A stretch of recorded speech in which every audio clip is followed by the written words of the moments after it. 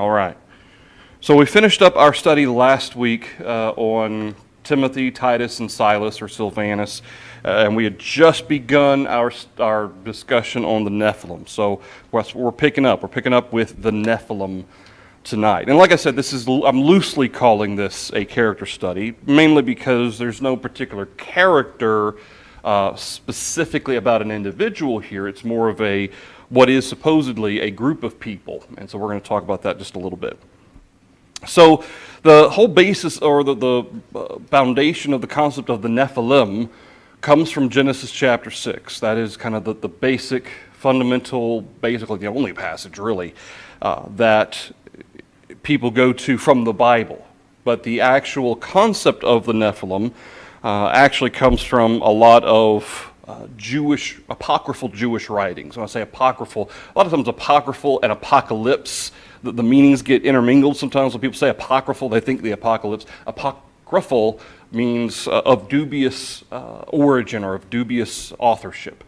And mainly the book of Enoch and the book of Jubilees are the books that actually talk about this kind of situation that we're going to be discussing this evening. The term that we find in Genesis chapter 6, both in verse 2 and in verse 4, well, mainly it's just in verse 4 that we find the actual term. There's a phrase we find in verse 2 and verse 4 that's also applicable. But the term is actually Nephil. Or Nephil.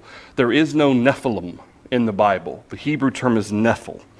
Despite it being interpreted, there's some Bible translations, I don't know if any of you have some of those translations, but some translations actually have the Nephilim. And I think this may promote some of the confusion about who the Nephilim were or what the Nephilim were, because some translations translate it Nephilim, as opposed to what we find in the Bible, which is the term giants. That's how the term is actually translated, as giants in, for instance, the King James, New King James. I think the American Standard has giants as well.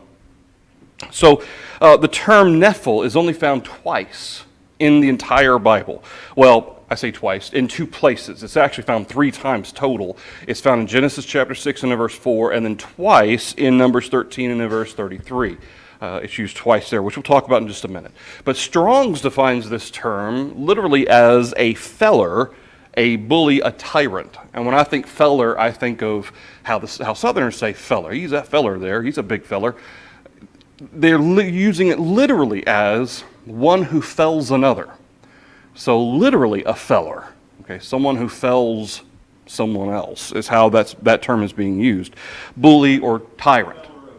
A feller of trees. In this case, it's a feller of people. But yeah, a feller of trees, that sort of thing. That's how this is being used by Strong's.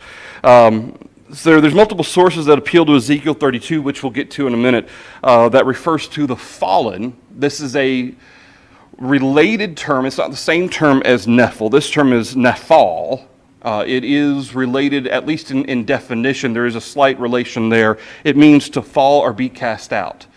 And because of the cursory context of Ezekiel 32, people go to that, they link that to Genesis 6, and they say, well, here's our proof, our biblical proof of this story or this legend or however you want to say it. While it is akin to Nephil, it occurs 434 times in the Old Testament. So you've got Nephil, which only happens 3 times in the Bible, in the Old Testament. But the term Nephal, you find that 434 times. So obviously there's a difference between those two terms there. If any connection to the idea of Nephil exists, it is to provide commentary to Nephil, one who causes to fall, not the other way around. And that's how, when you look up the Nephilim and they appeal to Ezekiel 32, they're using kind of Genesis 6 to give commentary to Ezekiel 32. So the preconceived idea is that in Genesis 6, something strange and weird, something hybrid divine is being described.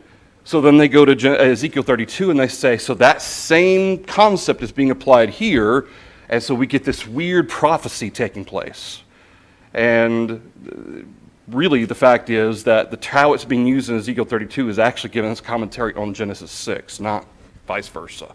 And that's important to remember.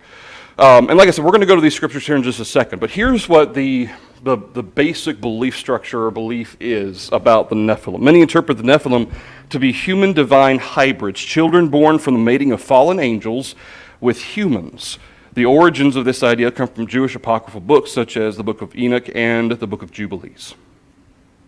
I mentioned, as we ended last week, there's a trilogy of books based on A Wrinkle in Time by Madeleine L'Engle, and the third book in that series is Many Waters.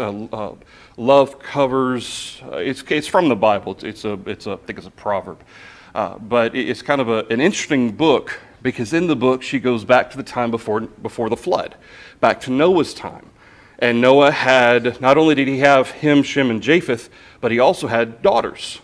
And these daughters married or intermingled with these fallen angels. And there was this whole backstory. And when I first read that book, it was kind of thrown me for a loop because Madeleine L'Engle actually includes quite a bit of Bible in both A Wrinkle in Time and A Swiftly Tilting Planet, which were the first two books. Quite a lot of biblical references. She even quotes from Scripture a lot of times, which I think is really good. But then you get to the point where sometimes it goes way off the deep end like Many Waters. And so it's a well-known thought process. It's a well-known concept that coming from Genesis chapter 6. So this is where we want to go to the Scriptures. So what does the Bible say? Well, notice in Genesis chapter 6, starting in verse 1, it came to pass when men began to multiply on the face of the earth and daughters were born to them, that the sons of God saw the daughters of men, that they were beautiful, and they took wives for themselves of all whom they chose. And the Lord said, My spirit shall not strive with man forever, for he is indeed flesh. Yet his days shall be 120 years. There were giants on the earth in those days, and also afterward, when the sons of God came into the daughters of men, and they bore children to them. These were the mighty men who were of old, men of renown. And then in verse 5, the Lord saw the wickedness of man. Verse 6, he was sorry. And so verse 7, I'm going to destroy him. Now, there's a phrase here, the sons of God. We see it in verse 2 and in verse 4. And it is notable that that exact phrase, sons of God, in the Old Testament, that they do refer to, or that does refer to angels. In Job chapter 1 and in verse 6, when the sons of God are gathering to praise Jehovah, Satan comes in among them. Job chapter 2 and verse 1, once again, Satan comes in among the sons of God, which presumably were the angels. Then you have places like Job 38, about the morning stars praising God, the sons of God shouting with great joy. Would seem to be angels as well. Now, those are really the only times that this phrase comes up in the Old Testament. And so because that's the case, a lot of people make a direct parallel in saying, well, since the only other places where this is talking about angels, then it has to be angels here in Genesis 6 and in verse 2. Now, of course, in the New Testament, the sons of God is used quite a bit, and it's never in reference to angels. Not once. I mean, all the way through, it's talking about us, so those who are Christians, who are children or sons of God.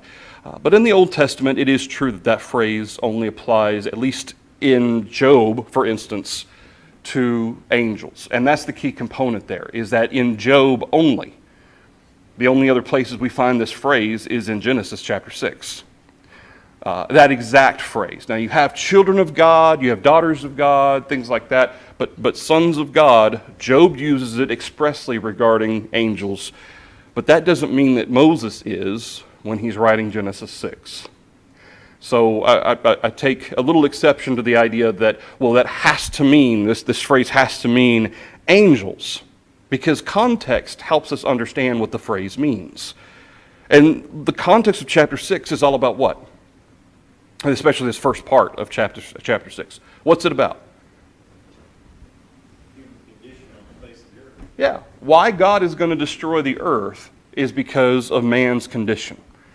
Okay. So the idea of fallen angels being included, in fact, there's a whole lot of spin-off ideas about why the flood took place. Well, because God didn't want these these divine human hybrids who are intermingling on earth, and so he wanted to destroy them, but that meant also destroying most of man as well. But we don't read anything like that in Genesis 6. It's all about man's state.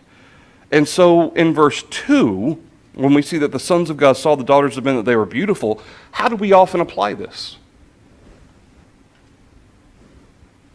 What would be the differing or the differentiating characteristics of the sons of God versus the daughters of men? Pam?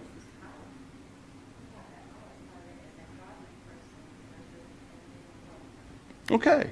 Yeah, I think that's exactly right. You've got sons of God, and remember the component we had Cain's children, and it seemed like all of Cain's children went off the deep end. They started worshiping idols and things like that. Seth's children, or at least many of them, some of them at the very least, remained faithful. But so what you've got here is kind of this intermingling of the children of Cain versus the children of Seth. And you have these who are faithful people who are starting to intermingle, who are intermarrying with people who are idolaters. And do we see that pattern play out throughout the Old and New Testaments? Where evil influence corrupts those who are faithful. Okay, you've got Israel on multiple occasions.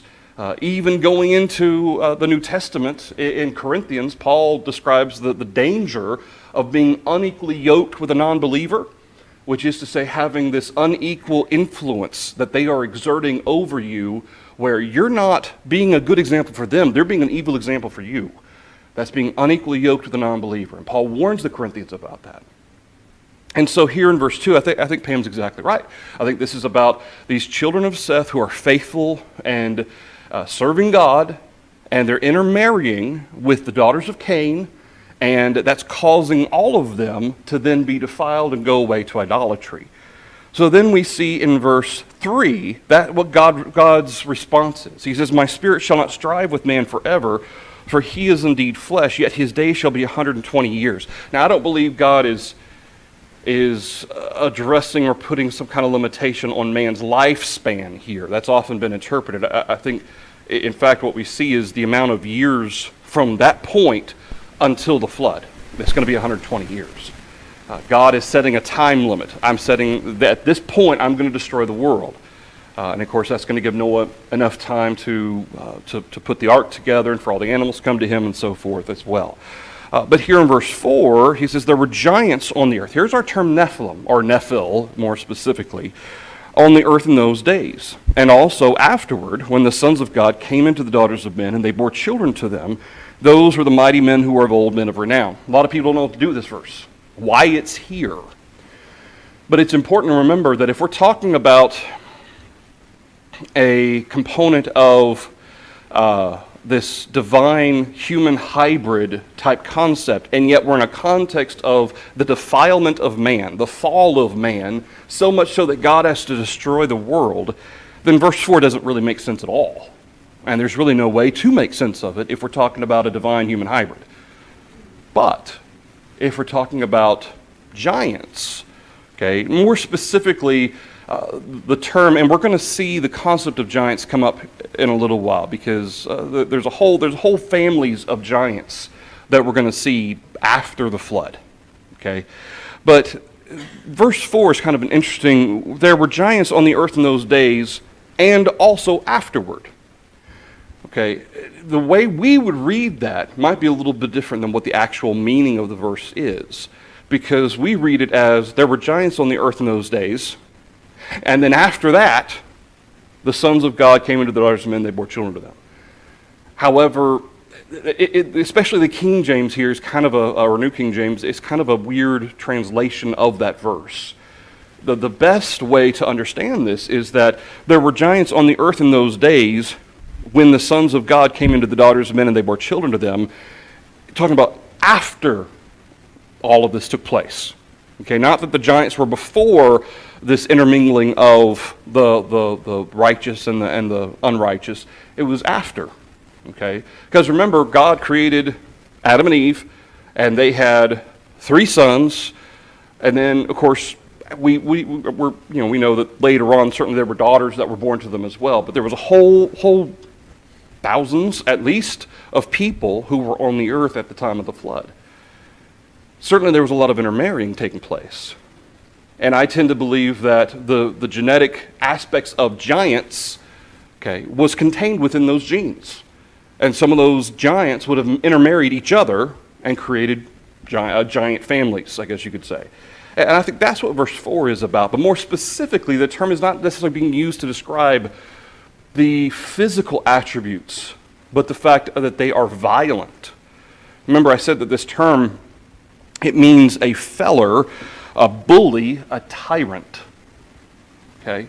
And how we see this term used, like in places like Numbers chapter 13, which we'll go to in just a minute, it suggests to me that yes, we are talking about individuals who are strong, who are maybe particularly very tall, maybe giant, but this is about the concept of why the character of man is such that God is going to destroy them.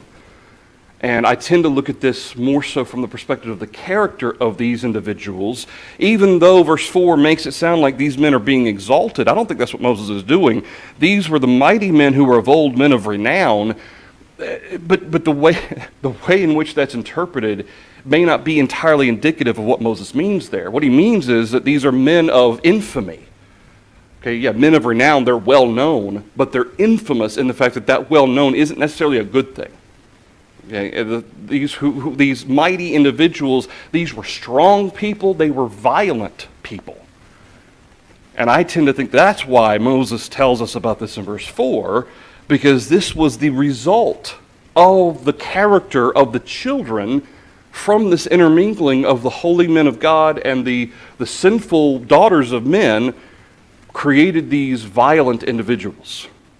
Individuals who did not care about one another, who didn't love God, who didn't seek to serve God. This is the character. And then immediately in verse 5, what?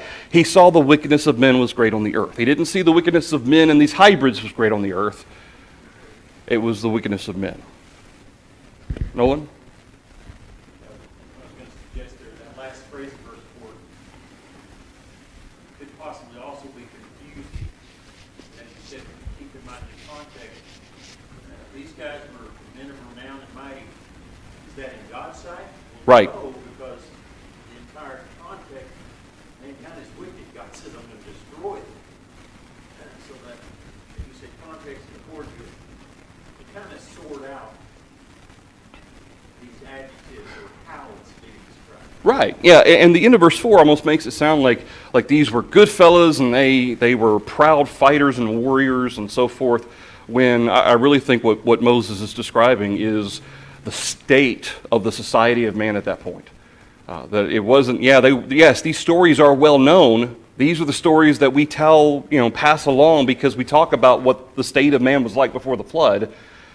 But it wasn't that they were renowned in the sense that we use the term like they're famous and people look up to them. Of course, certainly not God, but the people should look up to them or emulate them. But rather these were infamous individuals. These were dangerous individuals.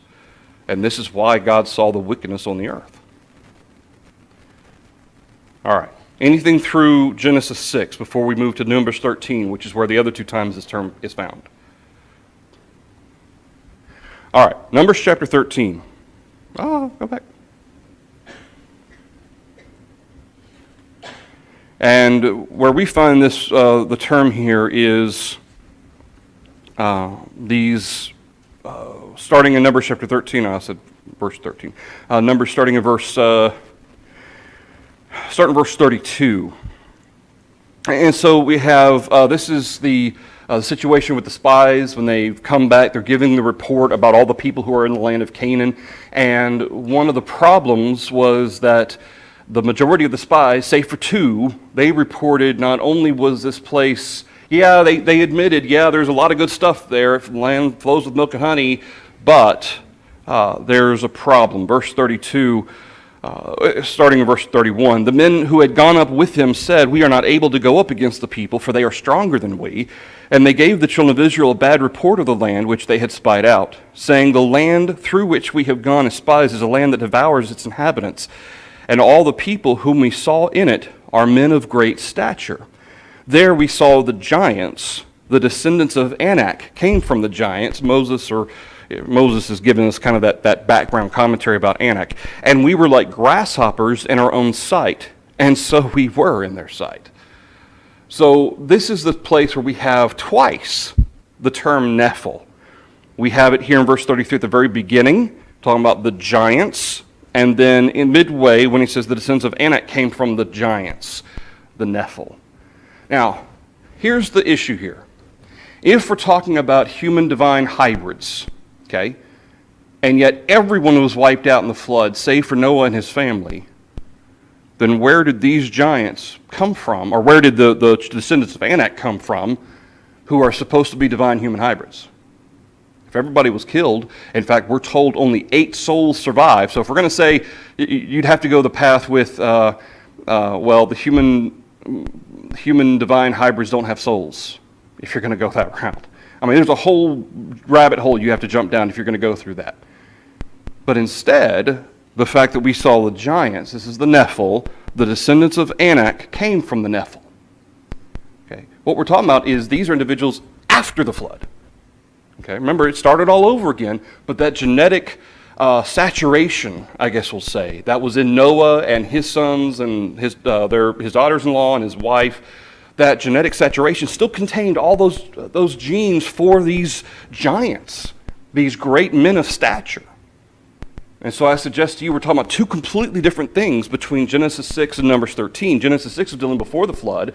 These are individuals, they may have been very great in stature, they were mighty, but they were evil, and they were before the flood. They all were killed in the flood.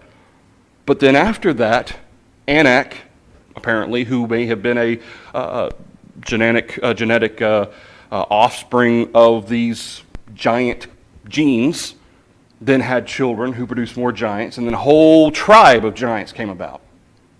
And that's who they're referring to. Thoughts or comments through Numbers 13?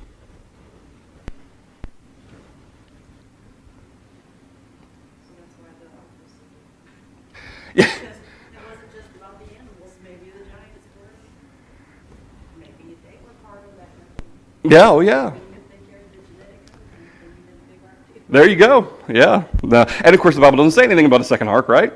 But yeah, to me, it's interesting that you've got, and we're going to talk about some of the specifics where the Bible talks about giants and some of the actual measurements and stuff that we can actually wrap our minds around with regard to these giants. But keep in mind that this is watered down genes, so it's very likely many of these giants, after the flood especially, may have even been bigger. In fact, there even is some evidence that Goliath was bigger than his sons, and that his sons were slightly smaller. Now, even today, there's a condition called giantism, where just the kind of the way the genetic makeup happens, it creates an individual who is abnormally large. Generally speaking, those individuals don't live long, though, okay? Because their heart is not able to support such a structure, a human structure. Before the flood, though, and after the flood, that wasn't the case. Either because climate was a part of that, where maybe there wasn't such a stress on the heart, or secondly, because of the way the genetic structure worked. It just wasn't as big of a deal. All right. And like I said in our notes, the giants were the sons of Anak. Anak specifically is mentioned. And Anak actually comes up a couple of times in the Bible. We'll talk about that. And the Anakim. Okay, in fact, some of you may actually hear the Nephilim and the Anakim mentioned in the same sentence, because a lot of people think the Anakim or the Ananakim are the same thing as these divine human hybrids, which we'll talk about that in a second. But the point here is that Genesis 6 verse 4 is talking about giant. I believe they are giant in the sense of their stature, but they were evil, wicked, violent, and that's what the point of Genesis 6 is. And then here in Numbers chapter 13, the point is the spies saw these people, and of the spies, 10 of them say, hey, there's no way we can go up against these people. And if you can imagine a 9-foot person or a 10-foot person decked out in all of their armor, yeah, we would be grasshoppers in their sight. Even we today would be grasshoppers in their sight. But again, Caleb and who was the other spy who spoke well? Joshua and Caleb. What did they say? If God's with us, then what difference does it make? God has promised us this land, so we're going to go and take it. And of course, ultimately, the fact that the people cried and whined, what ended up resulted directly from them paying attention to those 10 spies as opposed to the 2 faithful ones. They wandered in the wilderness for 40 years as a direct result of that. Pam?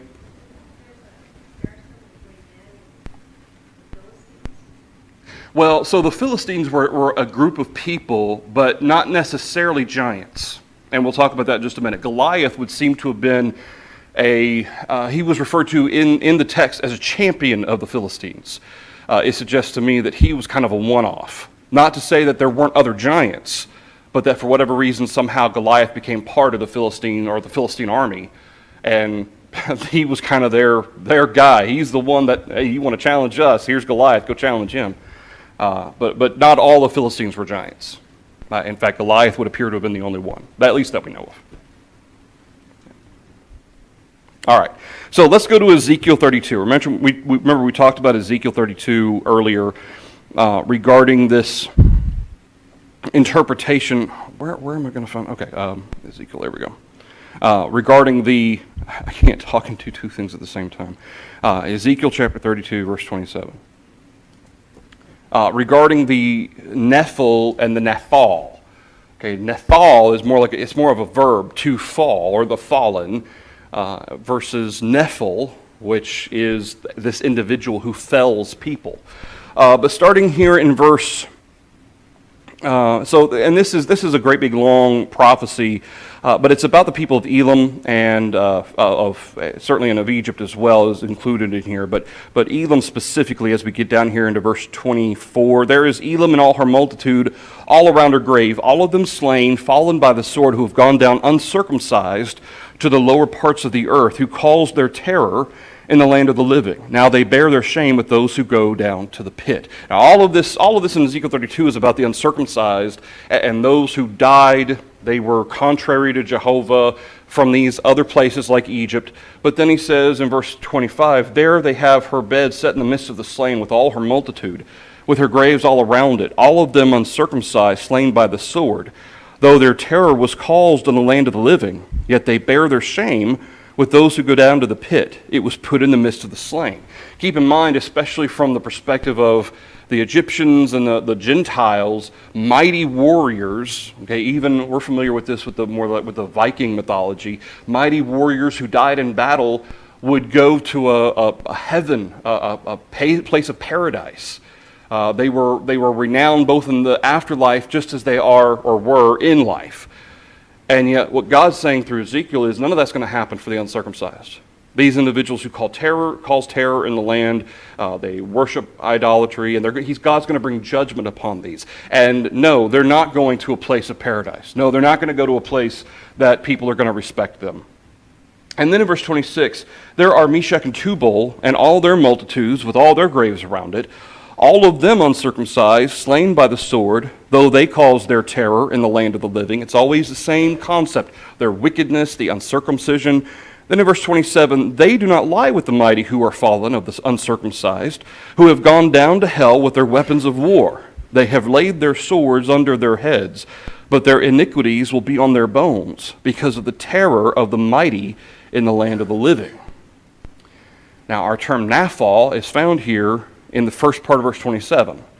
They do not lie with the mighty who are fallen of the uncircumcised. Now the attempt here, again, because they use Genesis 6 as commentary, they come here to Ezekiel 32 and they say, we're talking about the Nephilim. So the mighty are the Nephilim. And these mighty have gone into hell with weapons, and they're fighting some kind of a war in hell or in the land of the dead or some such thing. And that's what's being described. And these people aren't going to be fighting that war because they've laid their swords under their heads. Does that sound to you like it fits within the context of what God's describing about the uncircumcised, the wicked, how that were terrors to the living, and how that they're being sent to a place where they have no respect, they have no renown? Doesn't seem like it fits at all to me. You got to twist it a little bit, take some stuff here, take some stuff there, kind of mesh it together, make a movie, or a book for that matter.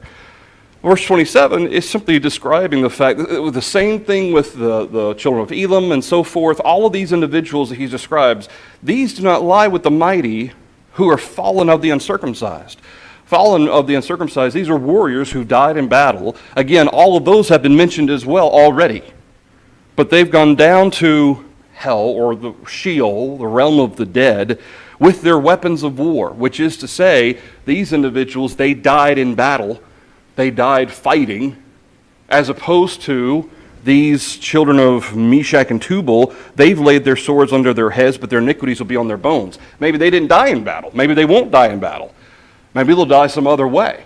But guess what the end is of all the uncircumcised?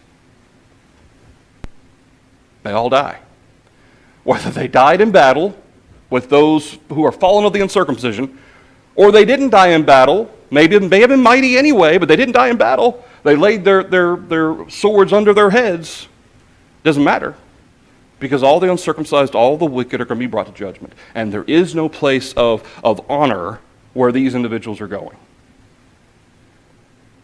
And it doesn't really, and even going through the rest of the context, verse 28, yes, you shall be broken in the midst of the uncircumcised and lie with those slain by the sword. Everybody goes to the same place.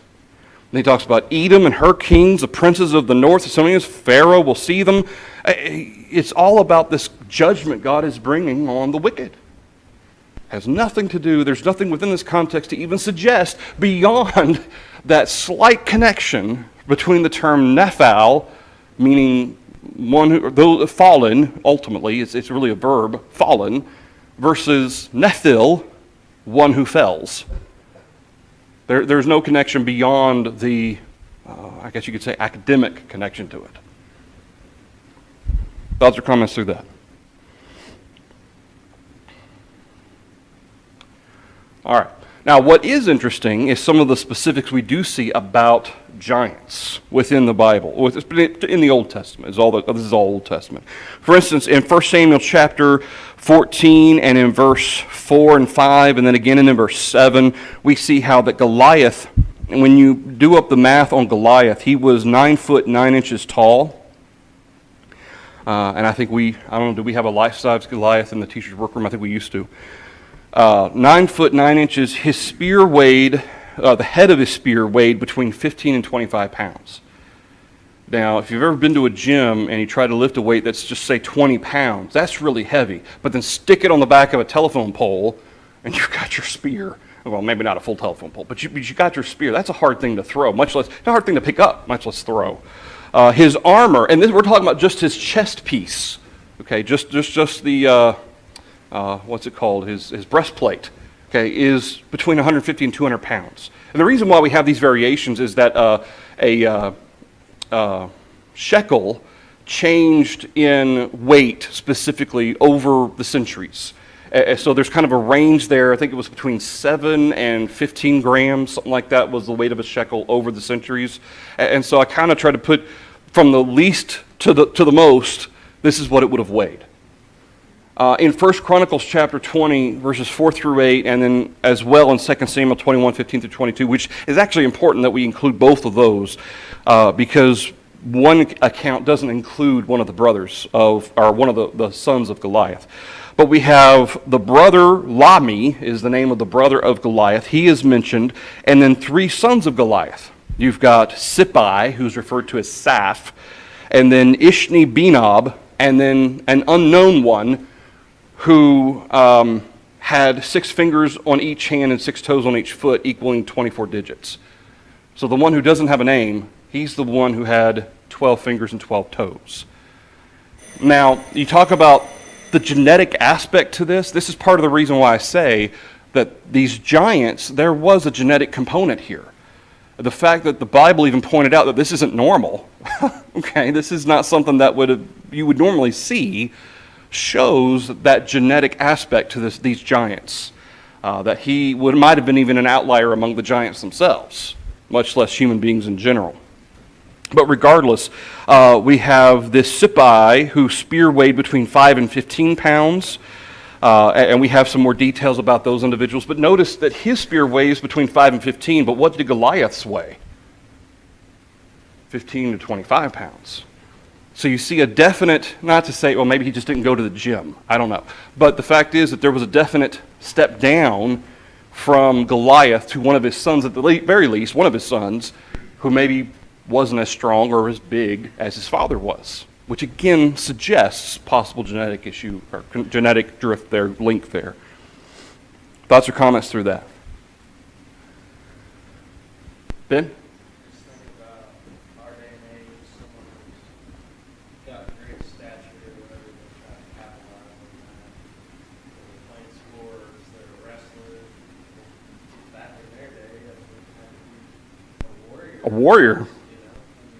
You couldn't go to the NFL or play basketball or anything like that. Yeah, it was fight. Yeah. And of course, most people would be afraid. I mean, he probably didn't have to fight a whole lot, given the fact that a lot of people just would not, nope, I don't want any part of it, unsubscribe, right? And so a lot of these guys probably, I mean, they were greatly feared because of their size. This is kind of helps to provide that commentary for why impressive it was that David, even though David himself, he was a fair-looking fella, he was apparently good-looking, but he wasn't any taller than 5.5, maybe 6 foot tops. Tops. I don't think we're told ever how tall David was. But to go up against almost a 10-foot, fully equipped warrior, the champion of the Philistines, that kind of puts that into perspective as to how impressive David's faith was, and certainly, and we gain application from that about our faith as well. In Deuteronomy chapter 3, verses 11 through 13, we're introduced to King Og.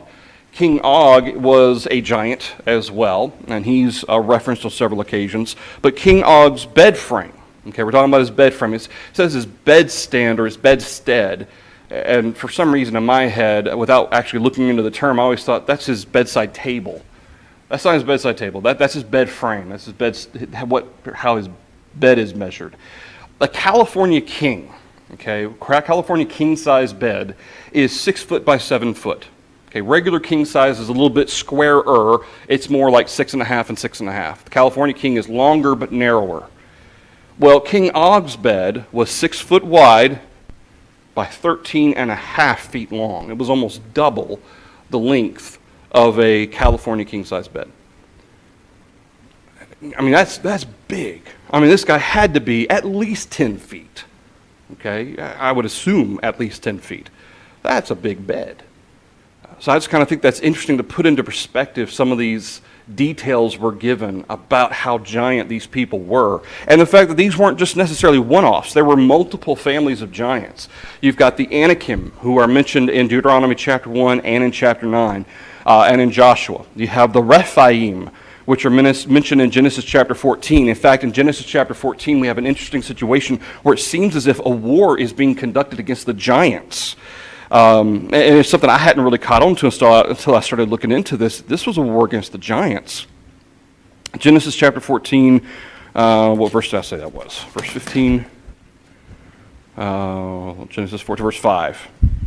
And in fact, this is kind of an interesting context, because this is a situation where Lot gets taken captive. Abram has to go out with his servants and bring Lot home. But we have the fact that we have these different kings who are fighting a war. They made war with Ber, king of Sodom, and Gomorrah, and Admah, and so forth. And then they went and fought in the valley of Siddim. Well, 12 years they had served Chedorlaomer, and in the 13th year they rebelled. In the 14th year, Chedorlaomer and the kings that were with him came and attacked. And notice who they attacked: the Rephaim, the Zuzim, and the Emim, and then the Horites. Now, as far as I can tell, all of these are giants. These are families of giants, every single one of them. The Rephaim were definitely giants. We have direct context regarding the the valley of the giants and the valley of the Rephaim. Okay, so that it was all the same place. So we know the Rephaim and the Anakim were giants. And then the Emims, we'll look at that next week, but in Deuteronomy 2, they're referred to as terrors. The Emims are. The terrors is what they're referred to. And then possibly the Horites and the Zuzims. The Zuzims may have been the same thing as the Zamzumim of Deuteronomy 2, who were giants. So we have all these families that live in Canaan that are giants, and people are scared of them, and rightfully so, and so they're trying to take them all out. All right, we'll stop there. We'll pick up a little bit more of this next Wednesday night. Thank you, everybody.